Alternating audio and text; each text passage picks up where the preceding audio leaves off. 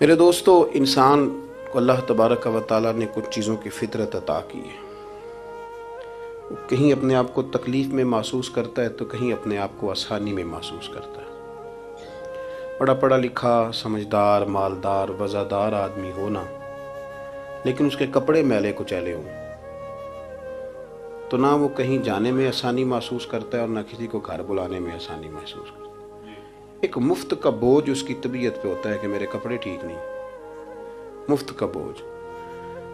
لیکن بندہ بالکل ان پڑھ ہو، سادہ ہو، گھر ٹوٹا ہوا ہو، لیکن اس کے کپڑے ٹھیک ہوں، اٹھنا بیٹھنا بھی نہا کے آیا ہو، استری والے کپڑے پہنے ہو، تو کہیں بیٹھتے ہوئے ذرا ہچکچاہٹ نہیں محسوس کرتا۔ آپ خود جب اپنے وہ کپڑے اتار لیتے ہیں نا، ان کو مٹی لگی ہوئی تھی، کہیں گرد لگ گئی تھی، تو خود بھی اپنے آپ کو آسانی میں محسوس کرتے ہیں۔ ورنہ نا وہ ساری محفل میں سب سے زیادہ توجہ اسی بات پہ رہتی ہے کہ میرا بٹن ٹوٹا ہوا ہے، اور وہ جینے نہیں دیتا کہ بٹن جو ٹوٹ گیا ہے، تو بار بار بندے کا خیال ہوتا ہے کہ کدے تک نہ لائے کوئی۔ یہ نفسیاتی مسئلہ ہے، اس کو سمجھیں۔ انسان فطرت کے ہاتھوں بعض اوقات مجبور ہوتا ہے۔ جس طرح انسان کا ظاہری حلیہ ٹھیک نہ ہو تو پورے سکون میں نہیں ہوتا، اسی طرح اگر باطن پہ کوئی بوجھ ہو نا، یہ تکبر والا بندہ کبھی سکون میں نہیں رہتا، یہ عجب والا، خود پسندی والا بندہ کبھی سکون میں نہیں رہتا۔ بیماری لگ جاتی ہے نا میری طرح کے کچھ لوگوں کو، بزرگوں کی بات نہیں کرتا کہ ہمیں سٹیج پہ ہونا چاہیے، میں چودھری صاحب ہوں، میں مالدار ہوں، میں علاقے کا بڑا ہوں، میں درویش ہوں، میں صوفی ہوں۔ آپ یقین کریں کہ ان کو پیچھے بیٹھ کے محفل سننے کا مزہ ہی نہیں آتا۔ وہ ساری محفل میں یہی سوچ رہے ہوتے ہیں کہ کدی کوئی اگے ساتھ لے نا۔ یہ بیماری ہے، یہ سکون نہیں لینے دیتی، یہ ایک مسئلہ ہے۔ خود پسندی، حسد، عجب، کبر، یہ مسائل ہیں۔ آپ جو مرضی کر لیں، یہ آپ کو سکون نہیں لینے دیں گے۔ کسی بندے کا یہ ذہن بن جائے نا کہ میں جانا جاؤں، میں پہچانا جاؤں، تو آپ یقین کریں کہ وہ منتیں کرتا ہے کہ یار کوئی مہربانی کرو، میرا بھی ذکر کرو کہیں۔ شیخ سعدی رحمۃ اللہ علیہ فرمایا کرتے تھے کہ لکڑی کو گھن اتنی تیزی سے نہیں کھاتی جتنی بڑے لوگوں کو خوشامد تیزی سے کھا جاتا ہے۔ ان کا بس نہیں چلتا، ورنہ 2 بندے رکھ لیں 8 گھنٹے کی ڈیوٹی پہ کہ میری تعریفیں کیا کرو، بس نہیں چلتا۔ یہ باطن کے جو میل کچیل ہے نا، میرے رسول کریم کا کمال یہ ہے کہ حضور نے نظر کرم سے سارے ہی دور فرما دیے۔ اور محبوب کے اپنوں نے جب نبی پاک سے دلیل مانگی نا کہ آپ اللہ کے نبی ہیں تو اس کی دلیل کیا ہے، اپنوں نے دلیل مانگی، قریش نے۔ اپنوں کو منوانا ذرا مشکل ہوتا ہے نا، یہ اللہ کا قانون ہے، اس نے چراغ کے بالکل نیچے اندھیرا بنا دیا ہے، اس کا قانون ہے، کیا کیا جائے، نہیں مانتے۔ اپنوں کو منوانا، قریبیوں کو۔ انہوں نے جب، میرے ایک دوست نے مجھ سے کہا کہ ایک نہیں سمجھ آئی کہ جب کوہ صفا پہ حضور نے کہا تھا کہ میں اگر تمہیں کہوں کہ اس طرف دشمن کھڑا ہے تو سارے کہہ رہے تھے ہم آپ کی بات مانیں گے، تو میں نے کہا وہ سرکار کو ماننے کی بات تھی۔ یہاں بھی بہت سارے لوگ ہیں وہ کہتے ہیں حضرت صاحب آپ کی عزت بڑی کرتے ہیں پر چپ کر جائیں، سیاست کا نام نہ لینا۔ میری بات کی سمجھ آ رہی؟ آپ کی عزت بڑی کرتے ہیں پر چپ کر جائیں۔ آپ نے یہ نہیں کہنا کہ سود نہ کھاؤ، بالکل آپ نے یہ نہیں کہنا کہ چودھری صاحب کے بچے کی شادی پہ بینڈ باجا نہیں ہونا، کیونکہ ہم تو عزت کرتے ہیں۔ عزت کرنا اور ہوتا ہے اور بات ماننا، ان میں فرق ہوتا ہے نا جی۔ کچھ لوگ حیا کرتے ہیں پر بات، لیکن زیادہ خوشی اسی کی ہوتی ہے جو حیا بھی کرے اور بات بھی مانے۔ تو اپنوں نے جب دلیل مانگی نا کہ آپ اللہ کے رسول ہیں تو اس کی دلیل کیا ہے، تو اللہ کریم نے فرمایا محبوب ان سے فرمائیے فقد لبثت فیکم عمرا من قبلہ، وہ باہر سے تو نہیں نہ آیا، میں نے تمہارے درمیان عمر کا حصہ گزارا ہے، افلا تعقلون، کیا تمہیں عقل نہیں؟ میری طرح کا کوئی سچا ہے تو دکھاؤ، کوئی صادق اور امین ہے تو دکھاؤ۔ تمہارے بیچ نبی کریم کا نا اٹھنا بیٹھنا چلنا پھرنا یہ اس طرح کا تھا کہ کوئی چیز کسی پر بوجھ نہیں بنتی تھی، بلکہ جو دیکھتا جاتا تھا مدینے والے کا غلام بنتا جاتا تھا۔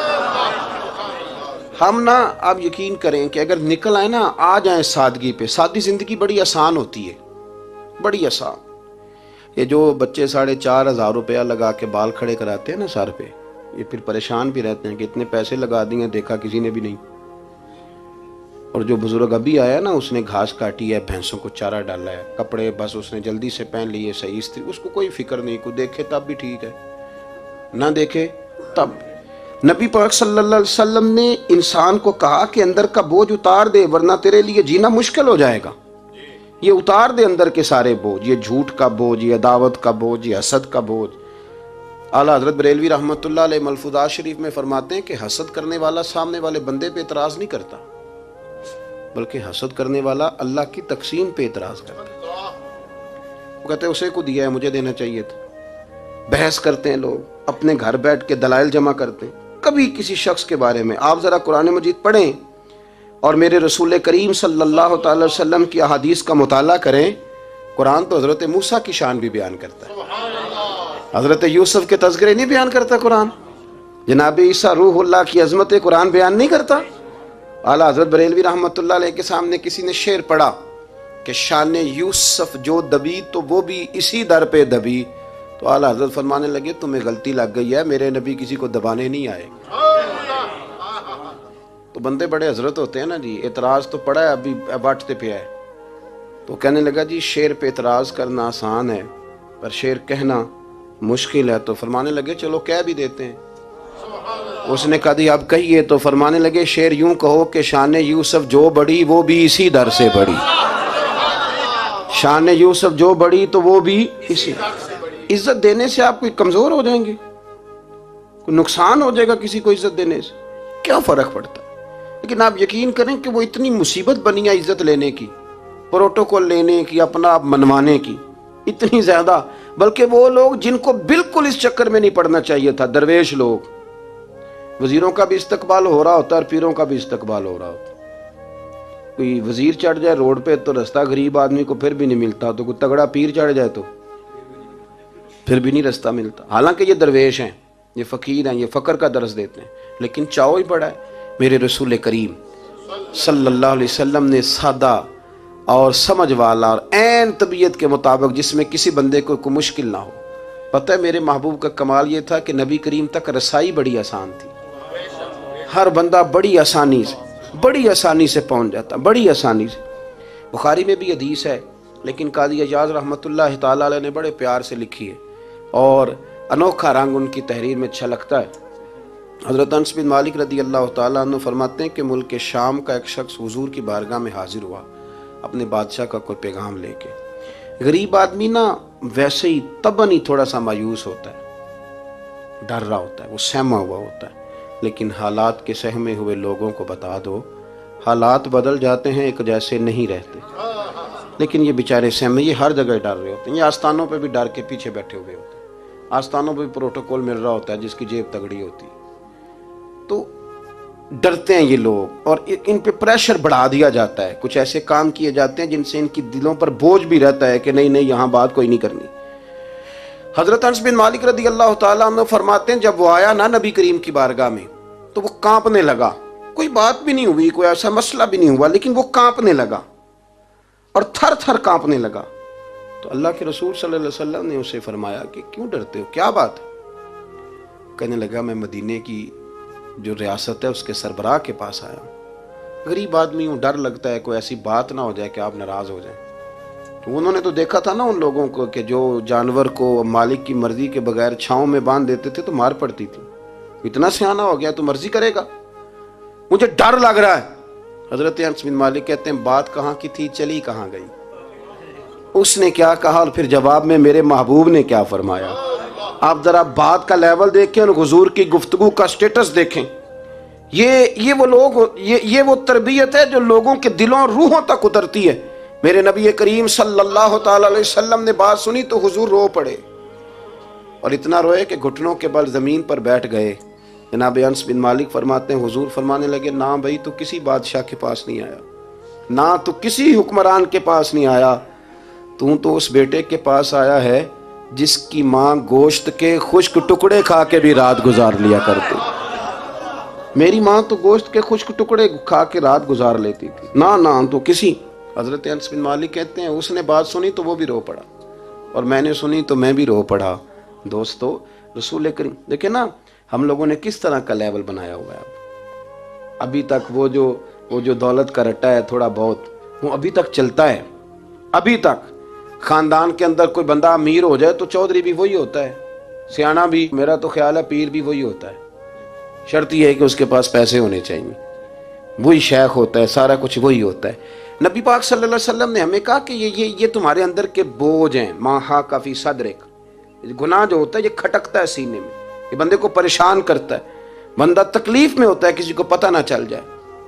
ہم لوگوں نے آہستہ آہستہ کر کے نا احساسات کی دنیا چھوڑ دی ہے، ہمارا مزاج نہیں، چھوٹی چھوٹی باتیں ہوتی ہیں لیکن ہم توجہ نہیں کرتے۔ کوئی اتنا مشکل بات نہیں کہ رات کو بیٹا پھل لے کے آیا تو اپنی بیوی کے کمرے میں چلا گیا۔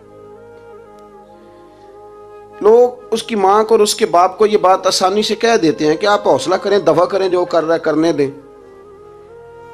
لیکن جس بندے کی کل کمائی اس کا پتر ہو اور بھری جوانی میں جس نے کہا ہو بیوی سے کہ چل میں پرانے کپڑوں پہ عید گزار لوں گا، تو نئے کپڑے بچوں کے لے آ، جس نے 30 سال سعودی عرب میں، دبئی میں، مسقط میں، پردیس میں گزارے ہوں اور وہاں کمبل بھی نہ بدلا ہو کہ چلو بچے میرے پڑ جائیں، اس کی کل کمائی باغ تیرے دی کر کر راکھی، ساری عمر گزاری، تو جدوں یہ باغ پکن تے آیا لے گئے اور وپاری، تو وہ پھر جا کے تو 6 کنوں رکھ کے پلیٹ میں اپنی بیوی سے کہتا ہے جا ابا جی کو دے آ۔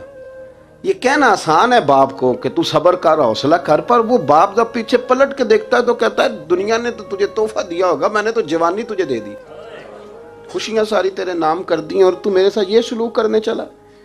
احساسات نہیں، اس کو پتہ ہی نہیں، روز دوست کو ٹیلی فون کرتا ہے کہ آج باہر سے کھانا کھائیں، کبھی ابا جی کو بھی کرنا کہ ابا جی آج میرے بغیر روٹی نہ کھانا، میں آؤں گا تو مل کے کھائیں گے۔ کبھی کہے اماں کو کہ اماں مجھے بڑے بڑے ریسٹورنٹ میں وہ مزہ نہیں آیا کہ تیرے ہاتھ کے چاولوں کی روٹی میں مزہ آیا، آج پکا نا۔ مجھے لگتا ہے اماں کو راشا بھی ہو نا، راشا بھی ہو تو پھر بھی وہ تیرے لیے محنت کرے گی، لیکن احساس ضروری ہے نا، وہ ہم پیدا نہیں کرتے، وہ ہماری توجہ نہیں جاتی۔ صاحب طبقات کہتے ہیں نبی کریم صلی اللہ تعالی علیہ وآلہ وسلم نے نا جب صحابہ کرام آئے تھے مکہ مکرمہ سے مدینہ طیبہ، تو آپ نے سن رکھا ہے کہ انصار مدینہ نے اپنی جائیدادیں بھی تقسیم کر کے آدھی آدھی مہاجرین کو دے دی تھی، تو ان میں ایک حضرت ام ایمن بھی تھی، نبی کریم کی رضائی والدہ ہیں۔ یہ حضرت عبداللہ رضی اللہ تعالیٰ عنہ جو سرکار کے والد گرامی، ان کی آزاد کردہ لونڈی حضرت سیدہ طیبہ طاہرہ جناب آمنہ رضی اللہ تعالیٰ عنہ کی بھی بڑی خدمت کی انہوں نے۔ ان کو بھی ایک باغ ملا ہوا تھا۔ جب وہ خیبر کے علاقے فتح ہو گئے، یہودیوں سے بہت سارے علاقے لے لیے، تو اللہ کے رسول صلی اللہ علیہ وسلم نے فرمایا اب اس طرح کرو کہ یہ جو تم نے جائیدادیں لی ہوئی ہیں نا انصار سے، یہ واپس کر دو اور تمہیں اس میں سے دے دیتے ہیں۔ اور حضور علیہ السلام نے انصار مدینہ سے بھی کہا کہ میں ان کو یہ جائیدادیں دے کے اور تمہاری واپس کرانے لگا ہوں، تو انصار نے تو وہاں بھی بڑا انوکھا جواب دیا کہ یا رسول اللہ ہماری والے بھی رہنے دیں اور وہ والے بھی ان کو دے دیں۔ وَيُؤْثِرُونَ عَلَىٰ أَنفُسِهِمْ وَلَوْ كَانَ بِهِمْ خَصَاصَةٌ، یہ بھی ان کو ان کے پاس رہنے دے۔ محبوب نے فرمایا نہیں، میرا فیصلہ یہی ہے۔ حضرت ام ایمن رضی اللہ تعالیٰ عنہ کے حصے میں ایک باغ آیا ہوا تھا، تو محبوب کریم سید عالم صلی اللہ علیہ وسلم نے کہا اماں جی آپ کو کوئی اور باغ دے دیتے ہیں، یہ والا باغ واپس کر دیں۔ سیدھی سادی بی بی تھی، ناز تھا کہ میں نے حضور کی خدمت کی ہے بچپن میں، ناز تھا، کہنے لگی میں تو نہیں واپس کرتی، یہ ناز ہے، ورنہ حضور کو کوئی انکار کر سکتا، میں تو نہیں واپس کرتی۔ حضرت عائشہ صدیقہ رضی اللہ تعالیٰ عنہ فرمانے لگی اماں جی یہ آپ کیا کہہ رہی ہیں؟ حضور فرمانے لگے عائشہ آپ خاموش ہو جائیں، یہ بڑھاپا ہے، اس کے احساسات ہیں، اس کے جذبات ہیں۔ آپ یقین کریں کئی دفعہ بوڑھے بیچارے نا درد سے بات نہیں بتاتے کسی کو، وہ کہتے ہیں کیا کریں، کپڑا اٹھائیں تاکہ پیٹ ننگا ہو جائے، کیسے بات کریں۔ نبی کریم سید عالم علیہ الصلوۃ والسلام اماں جی کے قریب گئے، کہا اماں جی میرے ساتھ چلو ایک دفعہ باغ دیکھ تو لو۔ حضور ساتھ لے کے گئے، ایک باغ دکھایا تو کہنے لگی نہیں نہیں میں نے نہیں لینا، یہ مجھے میرے والا ٹھیک ہے۔ حضور نے پھر دوسرا دکھایا، کہنے لگی یہ بھی نہیں مجھے پسند۔ محبوب نے تیسرا دکھایا تو کہنے لگی یہ تو میرے والے باغ سے بھی پیارا ہے، یہ میں لے لوں گی۔ جب وہ مسکرائیں تو حضرت عائشہ کہتی ہے میں نے حضور کی آنکھوں میں آنسو دیکھے، فرمایا الحمدللہ اس کا دل نہ راضی ہو گیا ہے۔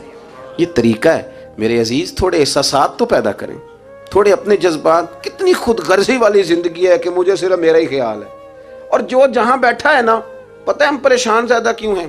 میں مولوی ہوں تو میں سارا دن یہی تقریریں کرتا ہوں، لوگ مولویوں کی عزت نہیں کرتے، لوگ مولویوں کی عزت نہیں کرتے، تو میں کہتا ہوں چھوڑیں یہ رٹا، عزت مانگنے کی کیا ضرورت ہے؟ اب منت مانگ کے عزت کرانی ہے؟ چھوڑیں، کوئی ضروری ہے؟ میں اس طرح کرتا ہوں کہ میں عزت کرنی شروع کر دیتا ہوں، میں کرتا ہوں نا 15-20 علماء کی عزت، چلو ہم آپس میں شروع کر لیتے ہیں تو خود بخود باقی بھی مسئلہ ٹھیک ہو جائے. بوڑھے لوگ ہر وقت شکایت کرتے ہیں عزت نہیں کی جاتی. عزت کیوں آپ بھیک مانگتے ہیں؟ کیا ضرورت؟ پیار دینا شروع کریں، روز بروز مطالبہ کرنا کہ میری خدمت کرو، میرے پیچھے چلو. اس سے تو دقت پیدا ہوتی، انسان تکلیف میں رہتا ہے. میرے رسول کریم علیہ السلام خیال رکھتے، چھوٹے چھوٹے بچوں کے جذبات کا بھی خیال کرتے، بوڑھوں کے جذبات کا بھی خیال کرتے. نبی کریم صلی اللہ علیہ وسلم ہر شخص کے بارے میں ایسا نظریہ رکھتے کہ جس سے قوم کو سکون ہوتا، دلوں کے اندر اطمینان پیدا ہوتا.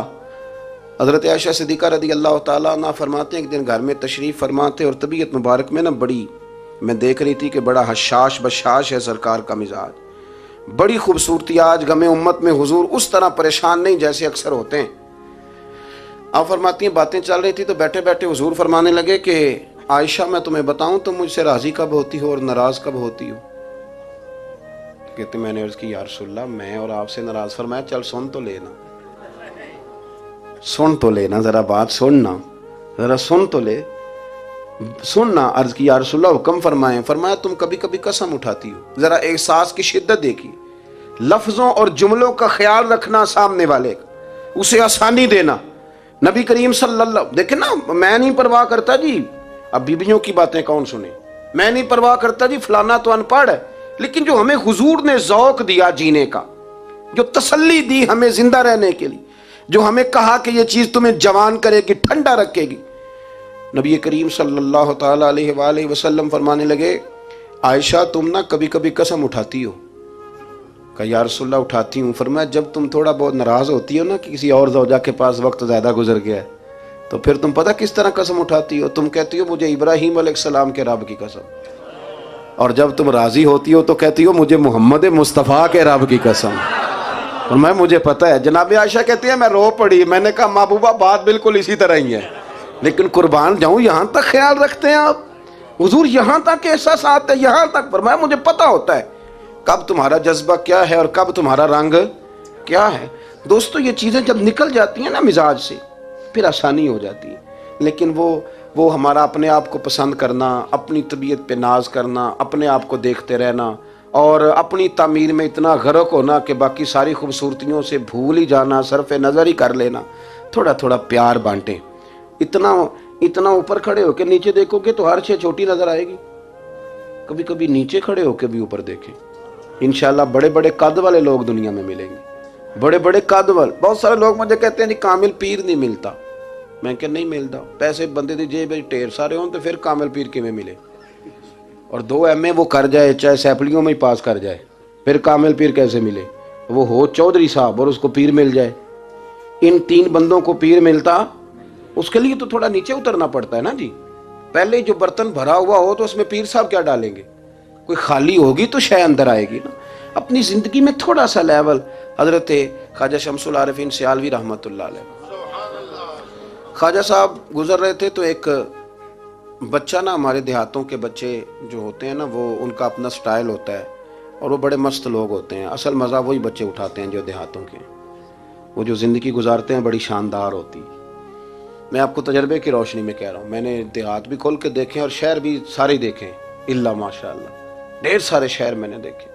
اور میں نے اس میں دیکھا ہے کہ زیادہ سکھی یہی بچے رہتے ہیں جو مٹی میں بھی کبھی کبھی دوڑتے ہیں، ہاں جو سن لیتے ہیں تھوڑی بہت. آپ یقین کریں کہ سارے گاؤں کے بوڑھے ہی دادا ہوتے تھے اور سارے ہی چاچے ہوتے تھے اور سارے ہی. اب تو رٹا بن گیا، اب تو مسئلہ خراب ہو گیا، عجیب سی الجھن لوگوں نے پیدا کر دی.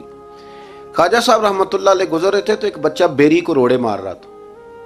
روڑے سارے جمع کر دیے اور مارتا جا رہا ہے. اور یہ بچے گاؤں کے جب یہ فائرنگ کرتے ہیں نا بیری پہ تو یہ روڑے پہلے جمع کر لیتے ہیں تاکہ پھر بے دریغ بغیر رکنے کے اپنا کام کرتے رہیں.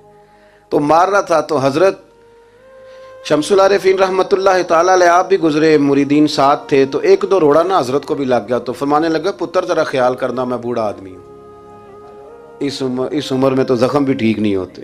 اس نے بچے نے پلٹ کے دیکھا تو وہ تو جانتا تھا نا کہ چائے سے کیتلی زیادہ گرم ہوتی ہے، مرید ماریں گے. اس نے دوڑ لگا دی، بھاگا اور سر پٹ دوڑا.